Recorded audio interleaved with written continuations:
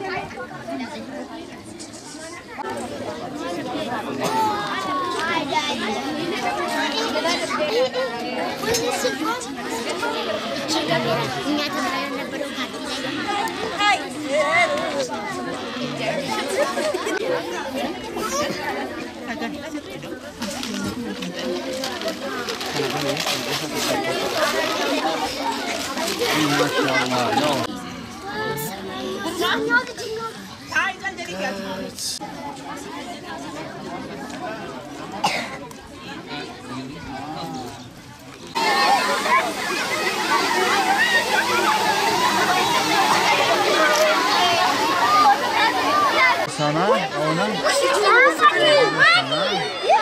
Avrupa. Yetim eli. Avrupa. Yetim eli. Teşekkürler. Bay bay. Thank you. Again. Again. We love you, Jeremy. Again. Again.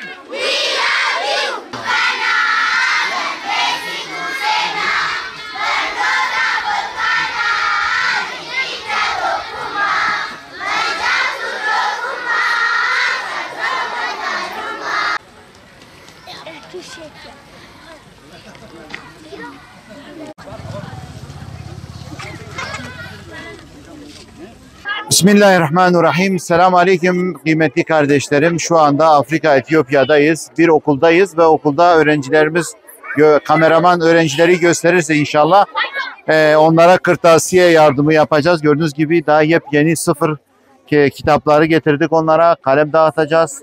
Burada gördüğünüz gibi eğitim seti var burada inşallah. Allah-u Teala hayırlarını kabul eylesin. Gülşen hocamız da dağıtıyor. Allah-u Teala hayırlarını kabul eylesin inşallah. Evet, çocuklar gerçekten okusunlar, eğitimli olsunlar. Hem ülkelerine hem İslam'a birer hizmetkar olsunlar inşallah. Bu okuma konusuna vesile olan herkese teşekkür ediyorum. Allah razı olsun.